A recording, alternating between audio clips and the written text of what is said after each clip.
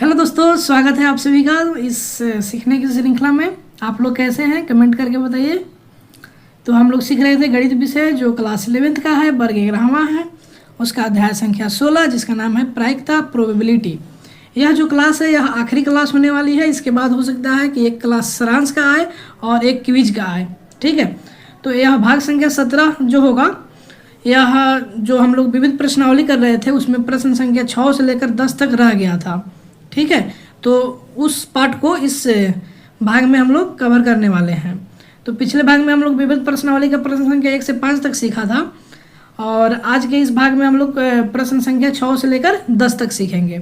तो चलिए मेरे साथ आप कॉपी और कलम निकाल कर तैयार हो जाइए और एक एक सवाल को अपने से करके ट्राई कीजिए और जहाँ नहीं समझ में आए फिर आप वीडियो चलाकर देखिए। तो प्रश्न संख्या 6 है, काफ़ी शानदार सवाल है जो बोल रहा है 3 व्यक्तियों के लिए 3 पत्र लिखवाए गए हैं और प्रत्येक के लिए पता लिखा एक लिफाफा है। प्रत्येक के लिए पता लिखा एक लिफाफा है। पत्रों को लिफाफे में यादृच्छिक इस प्रकार डाला गया कि प्रत्येक लिफाफे में एक ही पत्र है। प्रायिकता ज्ञात कीजिए कि कम से कम एक पत्र अपने सही लिफाफे में डाला गया हो। अब देखो 3 को लेटर है, ठीक है, 1 2 और 3 लेटर हैं, ठीक है, और 3 को इसका लिफाफा भी होगा जिसमें हम लोग लेटर को अंदर डालते हैं। आजकल तो व्हाट्सअप का ज़माना है, कोई लेटर लिखता नहीं है, लेकिन पहले की बात है। तो ये 3 लिफाफे हो गए। तो ये तीनों पर अलग अलग एड्रेस लिखा है, इसका अलग है, इसका अलग है। अगर गड़बड़ हुआ तो किसी का चिट्ठी, किसी का लेटर किसी के पास पहुंच जाएगा और गड़बड़ हो जाएगा। तो इसकी क्या प्रायिकता है कि कम से कम एक जो पत्र है सही एड्रेस पर पहुंच जाए, सही लिफाफा में पहुंच जाएगा तो सही जगह भी पहुंच जाएगा, उसी की प्रायिकता निकालनी है। तो चलिए ये सवाल समझ गए। तो देखो मान लीजिए कि जो लिफाफा है ना उसको हम A B C और जो पत्र है जो संगत पत्र है, अर्थात जो लिफाफा A में जाना चाहिए उसका जो पत्र है A है, छोटा वाला A, जो कैपिटल B है उसके संगत पत्र B है, छोटा B है, जो कैपिटल C लिफाफा है उसका जो संगत पत्र है छोटा वाला C है। इसे हम निरूपित कर दिए। तो देखो एक पत्र उसके संगत लिफाफे में और दूसरे 2 गलत लिफाफे में रखने के कितने तरीके होंगे? 3 होंगे। कि देखो पहला केस में हुआ कि ए वाला सही में चला जाए, बी गड़बड़ हो जाए, बी सी के साथ चला जाए, सी बी के साथ चला जाए।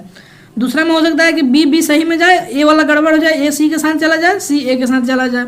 उसी तरह है कि इसमें ये दोनों गड़बड़ हो जाए, शुरू वाला लास्ट वाला सही हो जाए, तभी तो एक पता सही मिल जाएगा ना हमें, जो सवाल में बोल रहा है, ठीक है। अब देखो यदि 2 पत्र संगत अगर ठीक से लिफाफा में रखा गया है तो ये गारंटी है कि तीसरा भी सही जाएगा, क्योंकि जो बचा हो तो लास्ट में डालना है। तो अगर 2 पत्र अगर सही से जाएगा तो तीसरा भी ठीक ठाक जाएगा। 3 पत्र उनके संगत लिफाफे में रखे जाएं। एक ये भी तरीका है कि देखो कि शुरू वाला में ए के साथ ए रख दिए, बी के साथ बी रख दिए, सी के साथ सी रख दिए, बी के साथ बी, सी के साथ सी, ए के साथ ए। तो ये भी एक तरीका है। तो पत्र कम से कम एक संगत लिफाफे में रखे जाने का जो तरीका है वह कितना है? 3 + 1 है, अर्थात 3 ए तरीका हो गया और 1 ए तरीका हो गया, अर्थात टोटल कितने तरीके हैं? 4 तरीके हैं। तो तीनों पत्रों के 3 लिफाफों में रखने के कुल तरीके कितने होंगे? अगर 3 पत्र हैं तो 3 का फैक्टोरियल हो जाएगा, अर्थात 3 × 2 × 1, तो यहाँ कितना हो जाएगा? 3 दूनी 6, 6 एकम 6, तो अर्थात टोटल जो तरीका होगा वह 6 होगा। और संगत कम से कम एक संगत लिफाफे में रखे जाने की तरीका है 4। तो इसकी प्रायिकता क्या हो जाएगी? 4/6, अर्थात जब इसमें 2 से भाग लगाएंगे तो कितना आ जाएगा? 2/3। तो यहाँ तक आप समझ गए। अब हमारे पास प्रश्न संख्या 7 है जो बोल रहा है ए और बी 2 घटनाएं इस प्रकार हैं कि प्रोबेबिलिटी ऑफ ए दे दिया है, प्रोबेबिलिटी ऑफ बी दिया है और probability of A intersection B भी दे दिया है, ठीक है। तो बोल रहा है कि आप probability of A union B निकालो, फिर probability of A dash intersection B dash, फिर तीसरा में probability of A intersection B dash और चौथा में probability of B intersection A dash. तो इसमें कुछ नहीं करना है, सिंपल फार्मूला में रखना है, आपका सॉल्व हो जाएगा। देखो ये चीज़ आपको दिया गया है कि ए की प्रायिकता, बी की प्रायिकता और इंटरसेक्शन की प्रायिकता दे दिया गया है। तो यूनियन वाला फार्मूला क्या होता है? Probability of A plus probability of B घटा probability of A intersection B. इसमें वैल्यू पुट करो, आंसर मिल जाएगा। दूसरा जो है ये क्या है? Probability of A dash intersection B dash. तो डी मॉर्गन थ्योरम से क्या होता है? यह इसके बराबर होता है probability of A union B का होल डैश। और जब यहाँ पे probability of A union B का होल डैश है तो हम इसको ऐसे भी लिख सकते हैं, 1 घटाओ पी ए यूनियन बी, ठीक है। तो 1 घटाओ 0.88 कर देंगे, ऊपर वाला आंसर को इसमें यूज कर लेंगे तो 1.088, तो यह कितना आ जाएगा? 0.12। तीसरा वैसा ही है, probability of A intersection B dash निकालना है। तो इसका जो फॉर्मूला होता है वो क्या होता है, प्रोबेबिलिटी ऑफ ए में से probability of A intersection B घटा लेंगे तो ये हमारा बी मिलेगा। तो इसको सिंपल वैल्यू पुट करेंगे और आंसर मिल जाएगा। चौथा भी वैसा ही है, probability of B intersection A dash. तो इसमें से क्या करेंगे, प्रोबेबिलिटी ऑफ बी में से जो बी इंटरसेक्शन ए है उसकी प्रोबेबिलिटी उसको घटा लेंगे, तो ये आ जाएगा हमारा 0.34। इस प्रकार यह सवाल सरल हो गया। अब देखो भाई 8वां नंबर जो सवाल है बोल रहा है एक संस्था के कर्मचारी में से 5 कर्मचारियों का चयन प्रबंध समिति के लिए किया गया है। 5 कर्मचारियों का ब्यौरा निम्नलिखित है। एक क्रम संख्या दिया हुआ है 1 से लेकर 5 तक है, ए नाम दिया हुआ है, ए लिंग दिया हुआ है जेंडर, और ए आयु दिया हुआ है एज। जो हरीश है उनका जो लिंग है वो मेल है और इनका आयु जो है 30 साल है। रोहन मेल है और इनका आयु 33 है। शीतल फीमेल है, इनकी आयु 46 है। और एलिस फीमेल है, इनकी आयु 28 है। सलीम मेल है और इनकी आयु 41 है। ये डाटा हमें ज्ञात है। कह रहा है इस समूह से प्रवक्ता पद के लिए एक यादृच्छिक एक व्यक्ति का चयन किया गया। प्रवक्ता के पुरुष या 35 वर्ष से अधिक आयु होने का क्या प्रायिकता है। या तो वो पुरुष हो या 35 साल से अधिक आयु का हो, उसकी प्रायिकता निकालनी है। तो सबसे पहले हम क्या करेंगे कि देखो हल लिखेंगे, उसके बाद मान लेंगे कि माना ए पुरुष के चयन और बी व्यक्ति के आयु 35 वर्ष से अधिक को दर्शाता है। व्यक्ति में दोनों आते हैं, महिला और पुरुष। व्यक्ति जो है उसमें दोनों आते हैं, मेल एंड फीमेल पर्सन जिसको बोलते हैं। तो देखो इसमें पुरुष की जो संख्या है पिछले डाटा में 3 है और 35 वर्ष से अधिक आयु के लोग की जो संख्या है वो 2 है। 35 वर्ष से अधिक आयु का पुरुष जो है एक पुरुष भी है, अर्थात इसमें ही कुछ कॉमन भी है, इंटरसेक्शन भी है इसमें। ठीक है, तो कुल व्यक्ति 5 हैं, उनमें से एक को चुनना है। तो तरीका कितना होगा 5C1 अर्थात 5 हो जाएगा। 3 पुरुषों में से एक पुरुष का चुनने का जो तरीका होगा 3C1 हो जाएगा अर्थात 3 हो जाएगा। तो प्रोबेबिलिटी ऑफ ए कितनी हो जाएगी 3C1 अपन 5C1 अर्थात 3/5। अब देखो 35 वर्ष से अधिक आयु का एक व्यक्ति चुनने का जो तरीका होगा, क्योंकि 2 ही व्यक्ति हैं तो ये 2C1 हो जाएगा। तो इसका आंसर कितना आ जाएगा 2। तो प्रोबेबिलिटी ऑफ बी कितना आ जाएगी 2C1/5C1 अर्थात 2/5। तो जो probability of A intersection B होगी तो 2C1/5C1 अर्थात कितना आ जाएगा 1/5। अब देखो यहाँ से हम यूनियन निकाल सकते हैं। या कह रहा है कि मतलब पुरुष हो या 35 वर्ष से अधिक व्यक्ति हो, तो probability of A plus probability of B घटाओ probability of A intersection B अर्थात इसको माइनस कर देंगे। तो ये दोनों को जोड़ के इसको घटा लेंगे तो आंसर कितना आ जाएगा 4/5। ठीक है, तो यहाँ तक ये समझ में आई बात।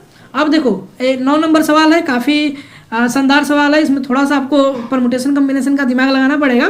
कह रहा है यदि 0, 1, 3, 5 और 7 अंकों द्वारा 5000 से बड़ी 4 अंकों की संख्या अतिरिक्त निर्माण किया गया हो तो 5 से भाज्य संख्या के निर्माण की क्या प्रायिकता है जब अंकों की पुनरावृत्ति नहीं की जाए। और दूसरी केस है कि अंकों की पुनरावृत्ति की जाए। तो सबसे पहले देखो हमें कितनी अंक की संख्या बनानी है 4 अंकों की, तो हम 4 डब्बा ले लेते हैं। ठीक है, ऐसे 4 हम बॉक्स बना लिए। कह रहा है 5000 से अधिक हो तो इस स्थान पर हम क्या रखेंगे, या तो 5 रखेंगे नहीं तो 7 रखेंगे। 5 आएगा नहीं तो 7 आएगा, तो बच गए कितने संख्या टोटल तो 5 आएंगे। तो इसमें कितने आएंगे अगर अंकों की पुनरावृत्ति की जाए तब, तो इसमें कितने आएंगे हम आगे स्लाइड देख लेते हैं। देखो इसमें ऑलरेडी स्पष्ट रूप से लिखा हुआ है जब अंकों की पुनरावृत्ति की अनुमति नहीं हो, क्या हो अनुमति नहीं हो। तो हम 4 बॉक्स बना लेते हैं 1, 2, 3, 4 और ये हम मानकर चल रहे हैं यही 4 अंक की संख्या है। तो जब 1000 का स्थान 2 अंकों 5 या 7 में से किसी एक से भरा जा सकता है, जो ई वाला पार्ट होगा इसमें या तो 5 आएगा नहीं तो 7 आएगा, तभी तो 5000 से अधिक होगा। अब देखो शेष 3 स्थानों को शेष 4 अंकों में से किसी से भी भरा जा सकता है। जो 4 अंक बचे हैं उस किसी से भी, तो इसका जो भरने का तरीका होगा वो 4 होगा, इसका जो भरने का तरीका होगा वो 3 होगा, इसका जो भरने का तरीका होगा 2 होगा। एक एक घटते जाता है और इसमें 5, 7 में से 2 ही में से किसी में भरना है तो इसका 2 ही तरीका है। तो क्या करेंगे इस सब में गुना कर देंगे। ठीक है, तो 2 गुना 4 गुना 3 गुना 2 अर्थात 2 चौका 8 3 का 24 दूना 48। 5000 से बड़ी 4 अंकों की संख्या कुल संख्या कितनी बनेगी 48 संख्या बनेगी। अब देखो जब 1000 के स्थान पर 5 हो तो इकाई का स्थान केवल 0 से भरा जा सकता है और दहाई और सैकड़े के स्थान को शेष 3 अंकों में से किसी एक से भरा जा सकता है। इसका मतलब ये हुआ कि जब 1000 के स्थान पर हम 5 रख दें तो इकाई का स्थान कितने से भरा जाएगा केवल 0 से। तो बच गया कौन कौन संख्या बीच वाला 2 गो, तो इसके जो भरे जाने की होगी 3 और इसकी होगी 2। ठीक है, तो 5 से शुरू होने वाली और 5 से विभाज्य भी हो। 5 से विभाज्यता का नियम क्या है, अगर 5 यहाँ भर दिए तो 5 से विभाज्यता का नियम है जिसके लास्ट में 0 हो या 5 हो, तो 5 ऑलरेडी यहाँ है तो 0 इकाई पर आएगा, सिंपल सी बात है। ठीक ना, तो अब 2 अंक तो हम भर दिए ऑलरेडी, तो बचा हमारे पास कितना 3, तो 3 में से किसी को एक को भरेंगे तो ये 3 तरीका होगा, और ये जो बाकी बच गया इसके 2 तरीके होंगे, तो 3 दूना 6, टोटल 6 तरीके होंगे। ठीक है, अब देखो जब 1000 के स्थान पर 7 हो तो कोई इकाई का स्थान को 2 तरीका से भरा जा सकता है, क्योंकि 7 रखेंगे तब भी तो हमारा 5000 से बड़ा हो जाएगा, लेकिन यहाँ पे इसका ये 2 तरीका मिल जाएगा, या तो 0 रखो या 5 रखो, तब भी विभाजित हो जाएगा। तो इसके कितने तरीके हो जाएंगे 2, और ये बीच वाला जो बच गया इसका तरीका 3 और इसका तरीका फिर 2। ठीक है, तो इन गुना कर देंगे इनमें, और इसका तो एक ही तरीका है तो 1, तो 1 गुना 3 गुना 2 गुना 2 अर्थात कितना हो जाएगा 2 3 6 दूना 12, 12 तरीके होंगे। तो देखो भाई साहब टोटल मिलाकर ये बात हमने निकाला कि 5000 से अधिक 4 अंकीय संख्याओं की कुल संख्या जो 5 से विभाज्य है वो यहाँ पे 6 और यहाँ पे 12, टोटल अर्थात 18 है। ठीक है, तो और 5 से विभाज्य होने वाले जो कुल संख्या है उनकी संख्या 48 है। तो इस प्रकार अंकों की पुनरावृत्ति नहीं होने पर 5 से विभाज्य संख्या से बनने की जो प्रायिकता होगी वो कितनी हो जाएगी 18/48। जब इसको काटेंगे तो 6 तिरका 18 और 6/48 अर्थात 3/8 इसका क्या हो जाएगा सही जवाब हो जाएगा।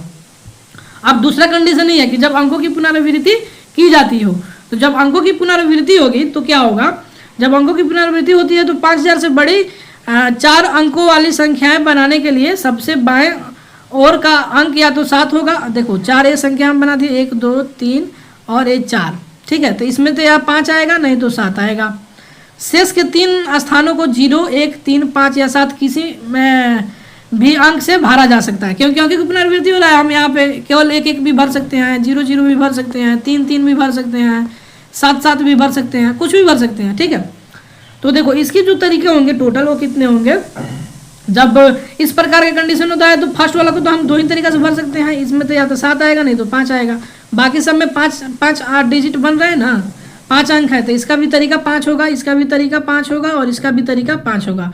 इसका तो 2 ही तरीका है, तो इसमें 2 से गुना करेंगे तो 2 गुना 5 गुना 5 गुना 5, तो ये कितना हो जाएगा 50 25 25 25 125 अर्थात 125 125 दूना 250। अब देखो ये वो कंडीशन हमें घटाना पड़ेगा, क्योंकि मान लो इसमें अगर हम 5 भर दिए और इसमें 0 0 भर दिए, ठीक है, तो ये 5000 हो जाएगा, और 5000 तो 5000 से अधिक नहीं है, अर्थात एक कंडीशन हमें क्या करना पड़ेगा यहाँ पे घटाना पड़ेगा।